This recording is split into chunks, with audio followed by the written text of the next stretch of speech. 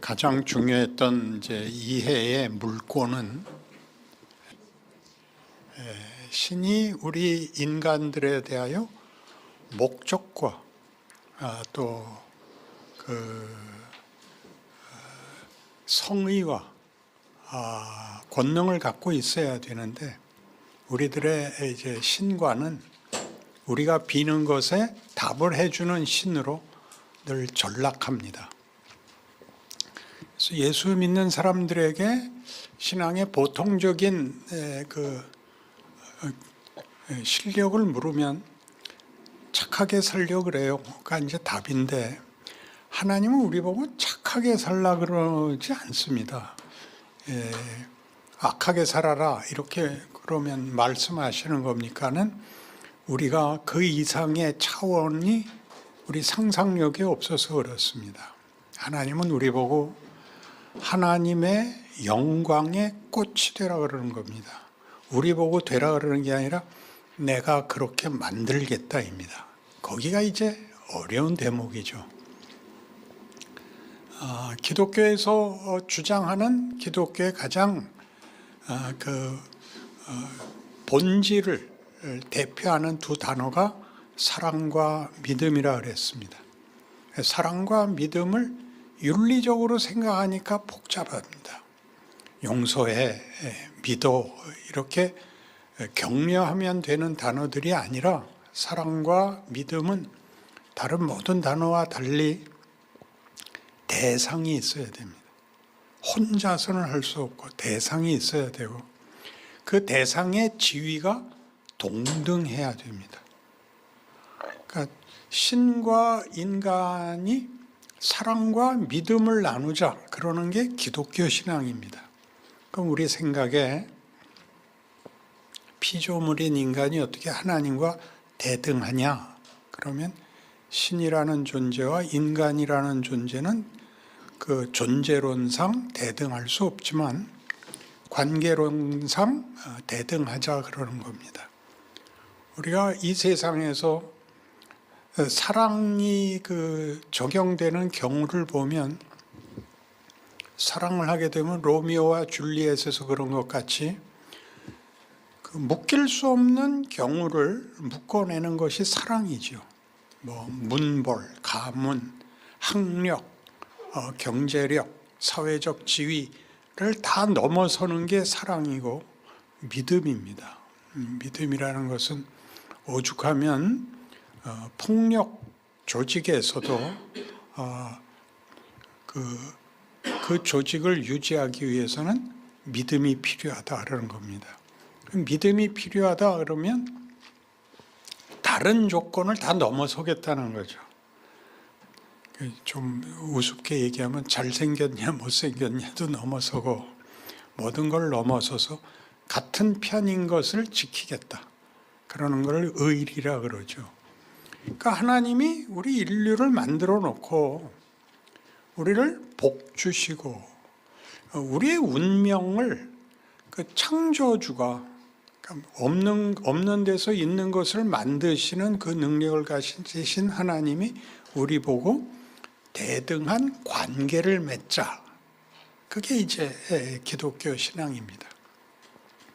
대등한 관계를 맺으려면 우리가 신에게 빌고 정성을 바쳐서 보상을 받는 관계가 아니라 자발적으로 상대를 하는, 그러니까 사랑을 모욕하는 단어는 동정입니다.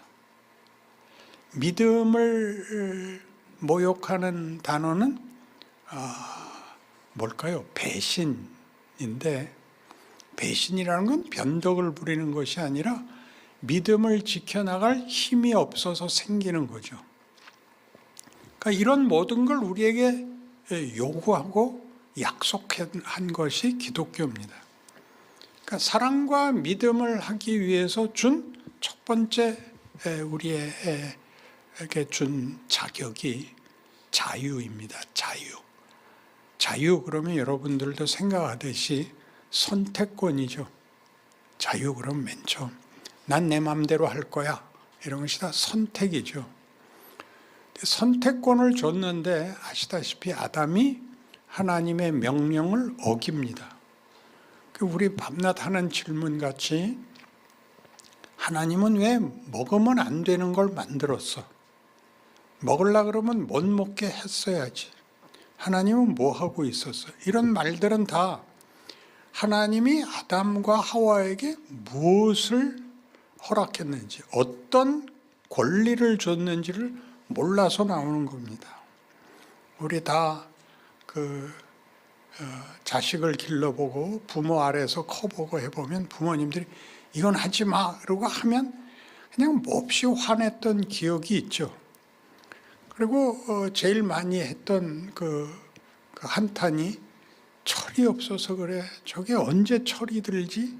그 말은 틀리면 죽여버리는 게 아니라 그런 선택을 제대로 할 수 있을 때까지 하나님이 그 준 자유로 이제 당당히 사랑과 믿음을 나눌 수 있는 데까지 가자. 그러는 게 성경 전체의 역사고 인류 역사입니다.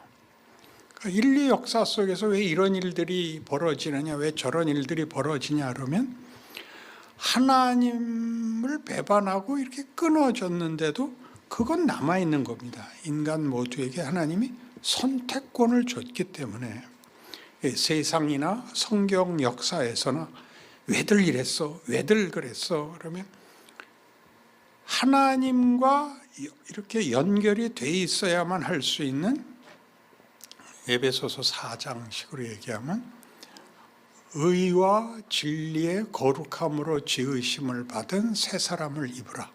이런 표현들은 이렇게 해봐가 아니라 이제 비로소 옳음과 진리라는 것을 할 수 있는 자리에, 구원이라는 것은 그런 자리에, 신분의 그런 은혜 속에 들어온 겁니다. 그러나 그게 실력이 쌓여야 되기 때문에 아담의 경우에는 잘못하면 끊어지는 처벌이었지만 그 후에 아브라함에게 한 약속으로부터는 이제 내가 네게 복을 주어 모든 족속이 너를 인하여 복을 얻을 것이니라 해서는 잘못하는 것으로 끊지 않고 계속 원래 목적인 철이 들고 영광의 꽃이 되는 데까지 하나님이 우리를 밀고 나가겠답니다. 그럼 우리 생각에는 그럼 그렇게 만드시지. 그러면 조작이 되는 거죠. 조정이 되고 강요가 되잖아요. 그러니까 이 부분에 이제 기독교 신앙인들의 가장 큰 그 어떤 문턱이 있는 겁니다. 하나님이 믿게 하셨고 우리를 위해 그 아들까지 주셨는데 왜 이렇게 어려운 인생을 살게 해? 배우는 거죠. 우리가 몰라서 못하고 알아도 못하고 하는 이유가 뭐죠? 모르면 못합니다. 아는데도 못하는 거는 안다고 해서 되는 게 아니라 아는 걸 하는 데는 분별과 실력이 있어야 됩니다. 분별이 생기고 실력이 생기려면 어떻게 해야 되느냐? 경험이 있어야 됩니다. 즉 과정, 시간이 있어야 됩니다. 그래서 이렇게 어려서부터 믿었는데도 영 못마땅한 자신의 신앙 수준에 대해서 다 해답이 없어서 기독교 신앙에서 가장 무서운 적이 뭐냐? 무서운 적이 뭐냐? 그러면 체념이라 그랬죠. 대강 살고 말지 뭐. 그 대강 사는 걸 하나님이 생각을 안 하니까 이제 흔드십니다. 그게 이제 사사기죠. 우리가 출애굽 사건에서 본 바와 같이 하나님이 종되었던 애굽 땅에서 이스라엘 백성을 꺼내서 10가지 재앙이나 경험했고 홍해가 갈라지고 구름 기둥, 불 기둥, 만나 메추라기, 바위에서 나는 물을 먹으면서도 이스라엘 백성들이 기껏 그때의 수준에서 구원을 받았음에도 제일 소원했던 것 돌아가자였습니다. 돌아가자는 뭐였죠? 그냥 종으로서 죽은 듯이 살면 되는 그런 아주 유아적인 수준에서 벗어나지 못했죠. 이제 더 가야 되는 겁니다, 이 일은. 그래서 구약 역사가 이렇게 길게 있는 거죠. 그래서 거기서는 우리 돌아가자. 그래서 그때마다 하나님이 노하시지만 포기하시지 않다가 가나안 땅에 들어가야 되는 결정적인 순간에 우리는 못 들어갑니다. 그러자 이거는 너희 실력으로 선택해야 된다. 너희가 못 들어간다 그랬으니 그럼 여기서 다 죽어라. 그게 이제 이스라엘 백성의 실패입니다. 그러자 이제 여기는 이 지금 종되었던 자리가 더 안심스럽고 더 편했고 더 쉬웠던 자리에 대한 역사적 증언이고, 그 다음 사사기에서는 자유인으로 약속된 땅에 들어갔을 때는 그 자유를 어디까지 이해하고 어떻게 반응했을까까지 사사기입니다. 여호수아는 쉽습니다. 가서 싸우면 이기는 거니까, 말을 들으면 이기는 건데 그것도 중간에 이제 포기하고 말죠. 애써 싸울 의미를 못 가지는데, 왜냐하면 들어가서 이제 보니까 종되었던 애굽 땅의 처지하고는 다르단 말이죠. 그 땅이 기름지고 자기네가 싸우면 이기고 얻는 전리품이 많고, 그러니까 이제 중간쯤 돼서 이만하면 됐습니다. 그리고 그곳 원주민들의 생활이 자유롭게 살던 원주민들이니까 굉장히 부럽죠. 풍성하고. 그래서 이제 원주민을 다 내쫓지 않고 대강 같이 살기로 하자 하나님께서 꾸짖습니다. 그게 그 여호수아의 마지막 유언에도 나오고, 너희는 이렇게 우상 섬기고 하나님 외면하고 살려면 그래라. 나와 내 집은 하나님만 섬기겠다. 그러니까 백성들이 우리도 그러겠습니다. 그러자 여호수아가 너희는 하나님 못 섬긴다. 하나님은 질투하는 하나님이시다. 그 말이 뭐냐 하면, 하나님을 섬긴다는 게 간단히 결론을 짓고 목적을 이룰 수 있는 게 아니라 갈 길이 멀다고요. 이들이 커서 그 에베소 4장 13절 같으면 그리스도의 장성한 분량이 충만한 데까지 가야 됩니다.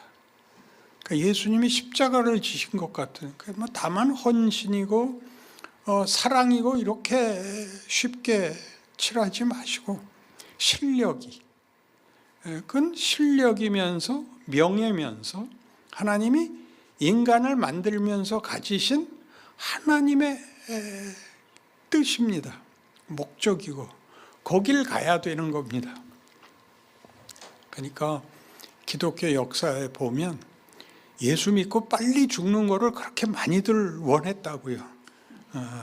천당 가는 게 단데, 천당 가는 게 다가 아니라, 이 성경에서 보듯이 가나안에 들어가는 게 다가 아니라 거기서 다시 뭐가 돼야 되는가를 이제 배우게 됩니다.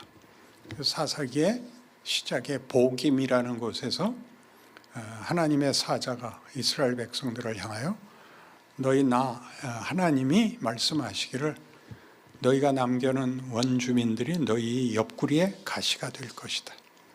너희 평생의 고통이 따를 것이다. 그래서 그들이 거기서 울어요.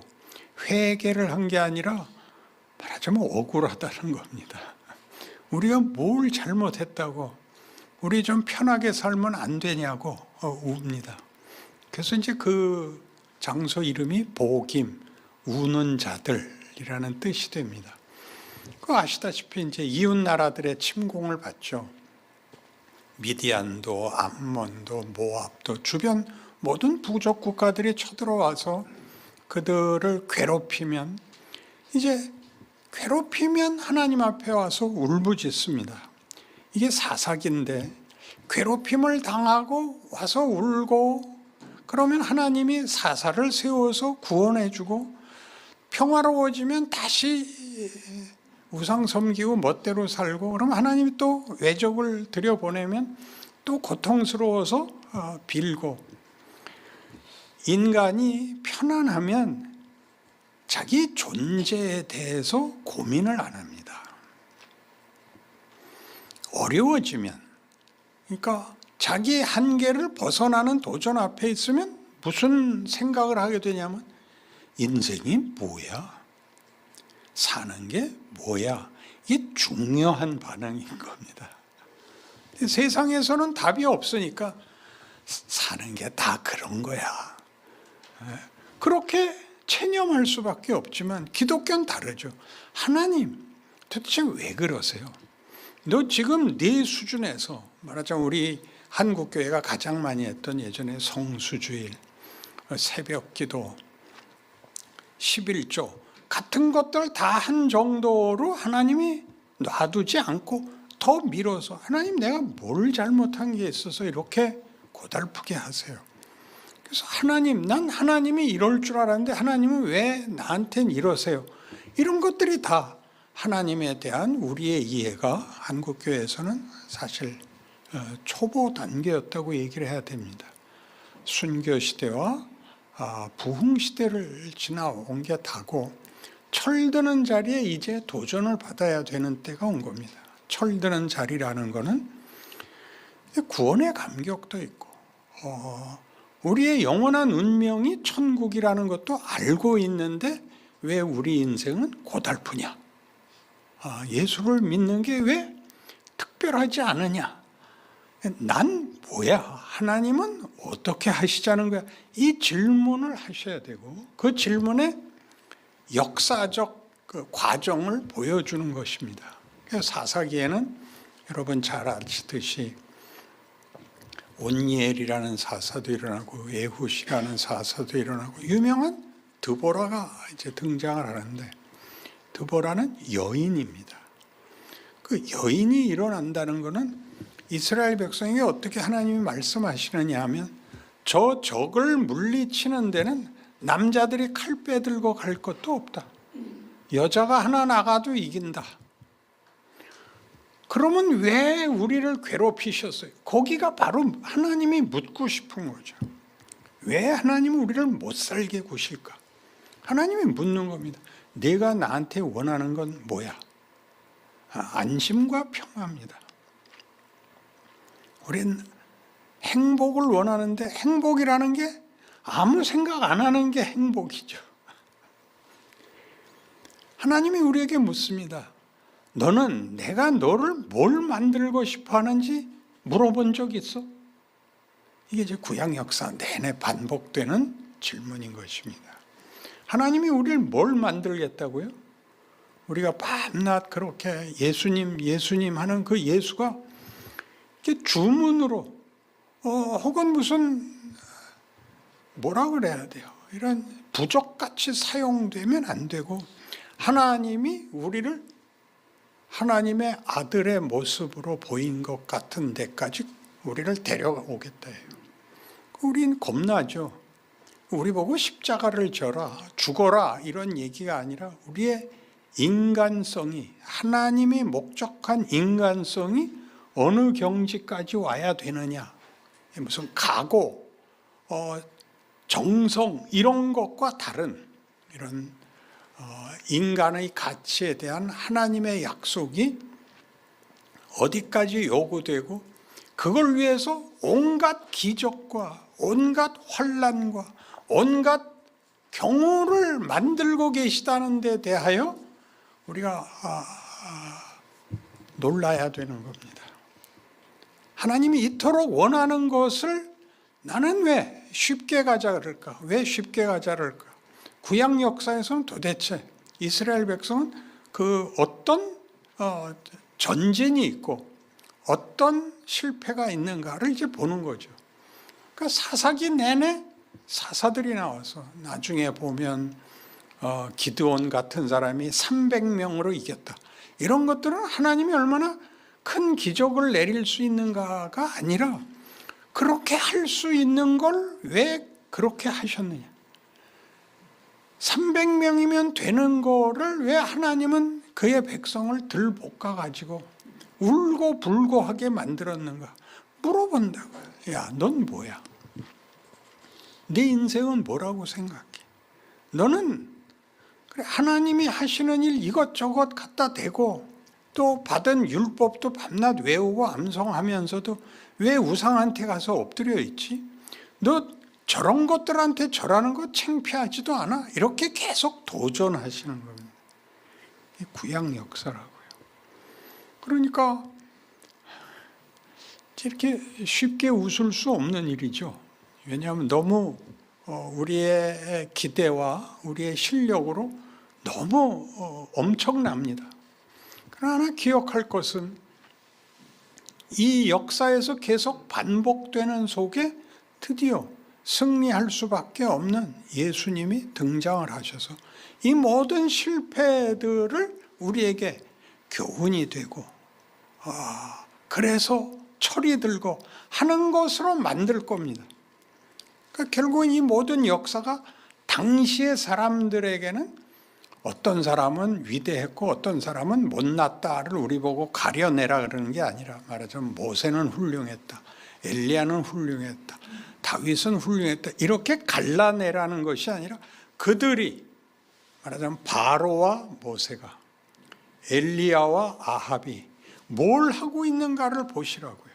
그래서 우리 인생 속에서도 하나님 모르는 사람은 아무리 잘 가봤자 우리가 아는 최선이 뭐 이해심이 많다든가 뭐 관대하다든가 하는 정도입니다. 그래도 결국은 자기 목숨을 남에게 줄 수는 없습니다. 그런데 기독교 신앙 속에서는 그런 차원으로 인도됩니다. 우리가 특히 이렇게 인생살이가 말년이 되면 여러분 이렇게 고생하고 이렇게 혹 성공을 했더라도 이렇게 아무것도 아니잖아. 이런 생각이 다 들어야 맞고 그리고 이렇게 묻어버리고 그냥 대강 살고 하면 안 됩니다. 하나님이 와서 잠자는 데 와서 깨우실 겁니다. 물 한 양동이 퍼붓고. 여러분 생각해 보십시오. 인간이 자기가 기대하는 것에서 만족을 구한다는 게 뭔가를 보십시오. 나 뭐 특별할 거 없어. 남한테 손가락질 받지 않고 저 자식들 잘 되는 거 보고 편안히 죽으면 돼. 얼마나 여러분 자식 보고 너 왜 열심히 공부하지 않냐? 야, 부모님 전 뭐 바라지 않아요. 전 그냥 이대로 부모님 밑에서 하루 세 끼 얻어먹어서 그냥 얌전히 잘 살게요. 그러면 죽여버리지 그걸 놔두겠어요. 부모의 마음이 되어보십시오. 부모란 자식이 자립을 해야 되고 책임이 있어야 되고 철이 들어야 되고 말하자면 최소한의 훌륭함이 있어야 된다고 어느 부모나 자식을 다그칩니다. 그게 성경이 하는 얘기입니다. 하나님이 우리를 다그쳐서 각 역사 속에 등장하는 위인들과 거기에 못난 사람들을 이렇게 비교해서 이 사람은 잘하고 이 사람은 못했다. 그렇게 나누지 말라 그랬죠. 등장인물들로 드라마가 어떻게 진전되고 있는가 보라 그랬죠. 그래서 마이클 고힌이라는 사람이 쓴 성경은 드라마다라는 책에 보면 인류 역사를 기독교인의 눈으로 보면 인류 역사가 보이거든요. 그래서 어떻게 역사를 구별짓냐면 창조, 타락, 약속, 율법, 은혜 혹은 구원, 교회, 종말 이렇게 어떤 큰 연극의 막같이 이렇게 7막으로 나누고 있습니다. 이렇게 진전되고 있는 거죠. 이렇게 우리가 어디 와서 시작을 했냐면 신약에서 시작을 했단 말이에요. 예수를 믿어서 운명이 결정이 났잖아. 시작에 오늘 죽어도 천국 간다잖아. 근데 이렇게 돌아가니까 뭐 구창케 뭐 종되었다가 뭐 많은 뭐 기적이 일어났지만 다 뭐 할 거예요? 아, 예수 믿으면 됐지. 이건 무슨 소리야? 예수 믿으면 됐지. 이거 왜 이래?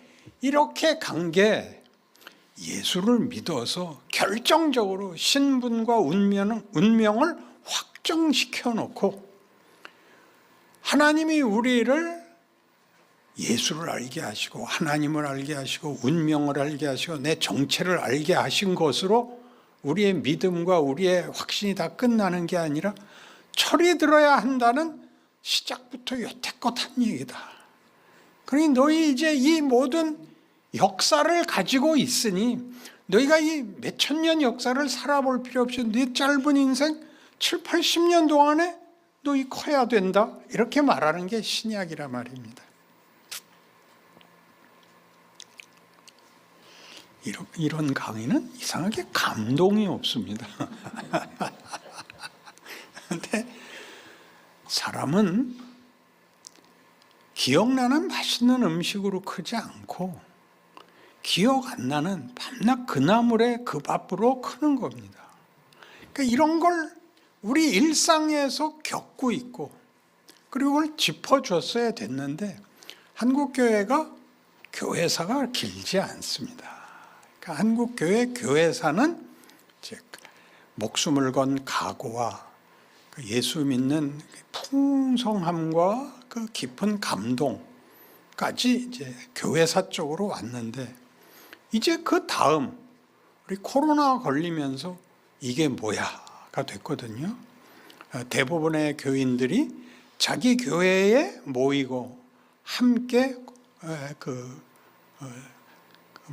친분을 가지고 하는 것으로 이 자신의 그 어떤 필요들을 충분히 가지고 있다고 생각했다가 교회를 못 가게 되자 함께 모이면 그 그룹 다이나믹이라는 게 있죠. 함께 모인 그 큰 소리로 찬송하고 박수 치면서 하고 통성기도 하고 하는 거 큰 울림이 있는데 다 할 수 없게 됐잖아요. 그러자 어떻게 됐냐? 열심히 듣는 수밖에 없게 된 거예요. 열심이 아니라 논리적으로 이제 들어야 되는 시기가 온 거죠. 그럼 내용이 있어야죠. 같은 노래 10번 불러야 되는 게 아니라 논리가 이제 진전이 돼야 되는 거죠. 그게 우리 한국 교회사의 지금의 시점이라고 보여집니다. 그래서 여러분들이 지금 와서 가지고 있는 신앙 고백들이 여러분 개인의 인생 전체를 되돌아보면서 성경과 함께 하나님이 날 만들자는 게 어디까지냐.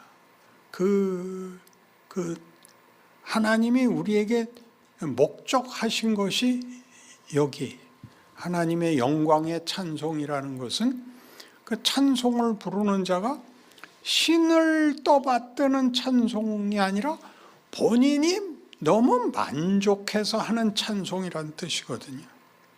그러니까 우리의 신앙은 보면 하나님 앞에 나가서 뭘 구할 때는 굽실거리고 간절하고 애걸복걸하는 식으로 그 감성이 되어 있지.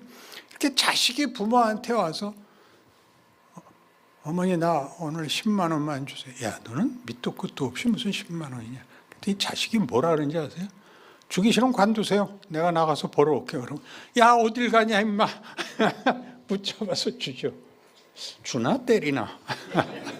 그러니까 생각을 해보세요. 하나님이 도대체 그 신앙인들 속에서 어떤 공통점이 있는가를 보면 기적과 어떤 은혜 속에서 우리가 가진 공통된 간증과 고백들이 있는데 거기에서 맴돌고 있다는 것도 지금 공통점이라고요. 그 다음에 어디로 가야 되는지, 뭘 해야 되는지, 어떻게 하라는 건지. 그게 우리 현실입니다. 현실이 우리를 잡고 있는데 그 현실은 마치 바로와 모세가 서 있듯이 엘리야와 아합이 서 있듯이 이 세상이 너 내 말 안 들으면 죽어. 이게 세상의 폭력이거든요. 죽는 게 끝이죠. 죽음으로 도전하는 세상 속에서. 그래서 먹고 살려면 열심히 살아야 되고 원치 않는 사람과도 섞여야 되고 하는 속에서 하나님은 우리에게 뭘 만드실까 하는 거죠. 하나님은 우리에게 뭘 만드실까? 여러분이 다 해보세요. 이제 폭력 대 폭력, 저주 대 저주, 이런 것들은 결국 내가 크진 않죠. 누구와 폭력과 저주로 싸우려면 상대보다 더 악해져야 됩니다. 그러니까 예수를 믿으면 차마 못하겠죠. 그 정도 갖고 안 되고 그게 소용이 없다는 걸 배워야 됩니다. 소용이 없다는 걸. 위협과 보복. 그러니까 배너에서도 봤잖아요. 메살라가 죽었는데 분이 안 풀리잖아요. 보복을 한 것으로는 인간에게 어떤 명예나 어떤 만족이나 어떤 경지를 만들지 못한다. 그런 얘기죠. 얕보지 마. 이런 반발 같은 것들이 이제 나이가 들고 인생을 살면서 배우는 겁니다. 결국 양보하는 게 최고야. 왜? 화를 낸 사람도 죽기 살기로 싸우자고 하는 경우는 거의 없고 자존심 싸움이고 전부 다 절망 때문에 죽고 사는 얘기를 꺼내는 거거든요. 거기서 우리가 더 힘이 있죠. 우린 죽고 사는 세상에서 쉽게 목숨을 버린다는 뜻이 아니라 보통 세상에서 말하는 자존심, 분노를 삭이는 방법과는 우리는 다르죠. 그래서 매일 배웁니다. 같은 사람 만나는 거, 이게 제일 큽니다. 가족, 부부와 자식. 그걸 같은 말도 이제 바뀌는 겁니다. 얘야, 열심히 해라. 네가 그렇게 살면 내가 속이 상한다. 이 정도 와야 됩니다. 너 이 새끼 너 죽을래? 내가 없어져 볼까? 이렇게 하지 마시고 다 해보셨죠? 쟤는 멋있게 구시라고요. 멋있게 구시라고요. 몰래 하나님께 빌고 자식한테는 부모같이 굴고 부부 사이는 더더욱 그렇습니다. 부부 사이는 내가 참고 살았더니 정말 본때를 한번 볼래. 이거는 하면 손해입니다. 이상하게 그런 말 한 사람은 있는데 들은 상대방은 절대 안 잊어먹습니다. 평생 갚아야 됩니다. 그러니까 이제는 정신들을 차려야죠. 기독교인이 뭔가 우리가 겪고 있는 지금 현실 속에서의 모순, 그죠? 절망, 분노, 그리고 여러분 체념이 가장 흉한 이 증상입니다. 체념, 다 그냥 이 정도면 됐지. 그러시면 안 됩니다. 그러니까 우리 교회의 전통적인 분위기는 약간 이쪽입니다. 체념 쪽입니다. 약간 교양 있는 체념. 이렇게 열심을 내는 것을 어떻게 해야 될지 모르니까 시중에서 시중에서란 말 이때 쓰면 안 되는데 시중에서 이렇게 원색적으로 하는 거를 싫어하는, 그걸 창피해하는. 그러면 그거보다 나은 걸 해야 되는데 그 나은 거는 메뉴가 없거든요. 그러니까 만들어야 됩니다. 그러니까 웃으라 그랬죠.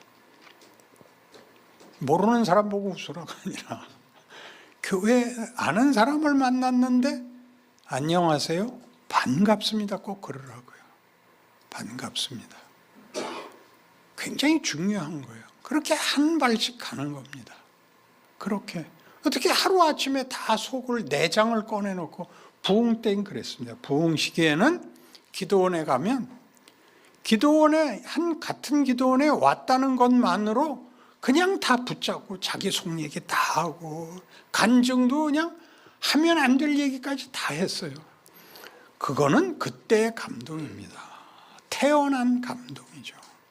그러나 커야 되는 거죠. 큰다는 것은 가장 크게 아름다워지는 겁니다. 성격, 성질, 표현, 인격, 그 지혜, 이런 수준에서 교양, 분별 같은 데서 크는 것입니다. 멋있어져야죠. 그러니까 우리가 살아있는 동안은 세상의 도전 속에 우리가 들어가 있는 정도가 아니라 그 속에 내가 예수께서 오신 것 같이 성육신으로 들어간 자리라 그랬죠. 그러니까 가서 뭐 다 좋은 말하고 이렇게 구워 삶을 필요 없어요.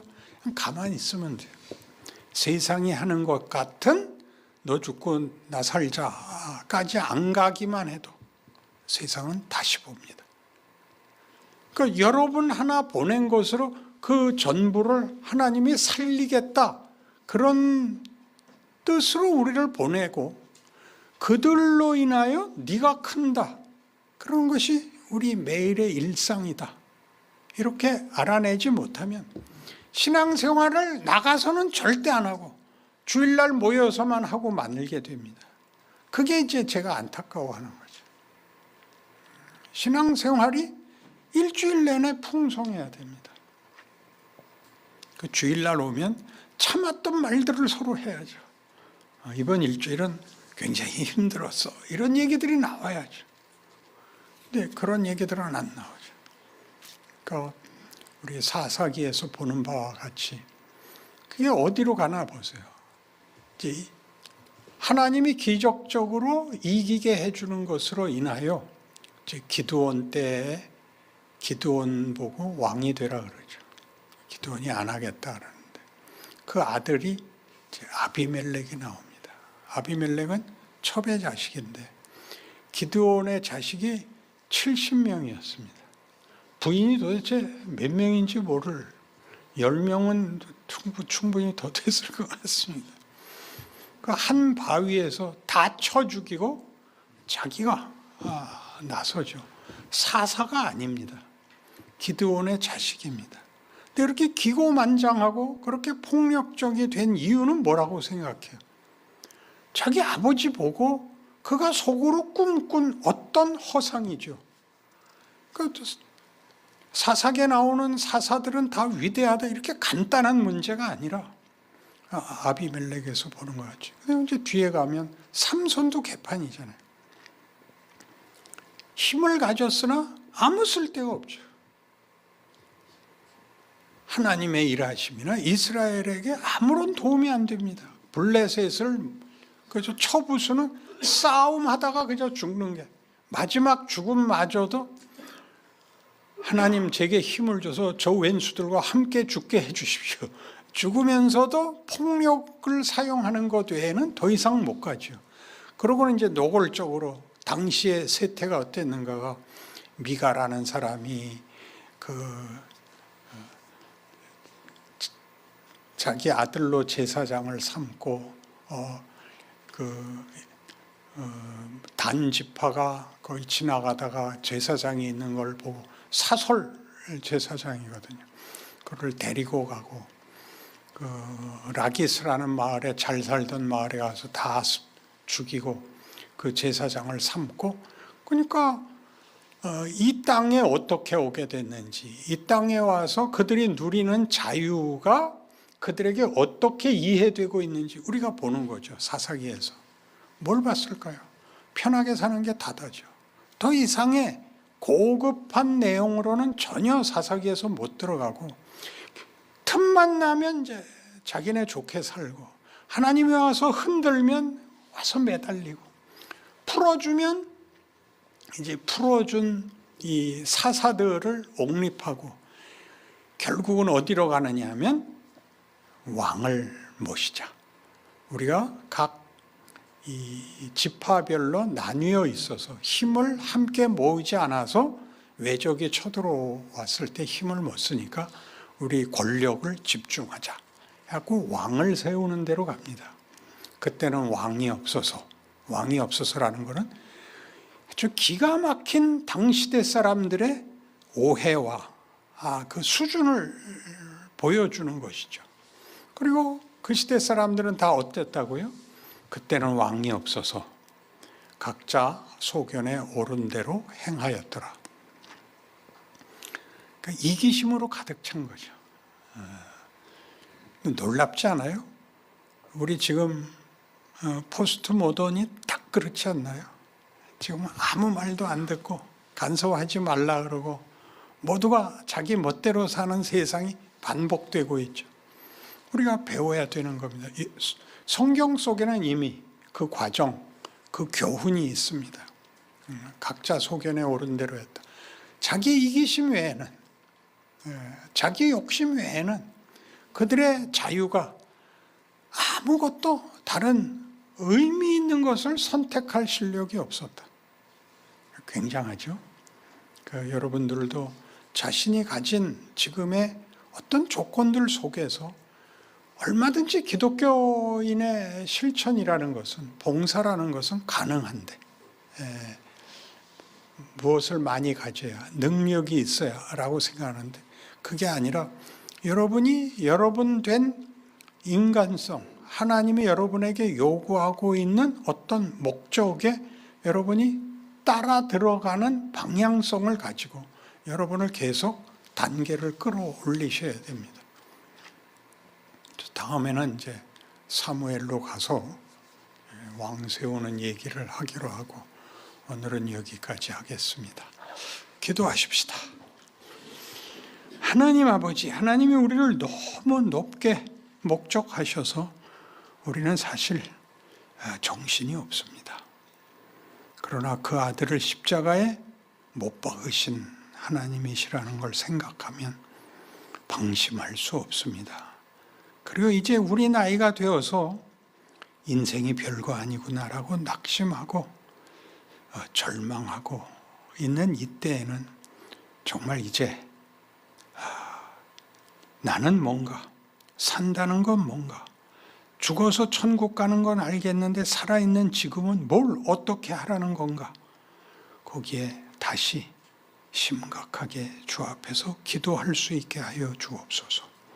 예수님 이름으로 기도합니다. 아멘.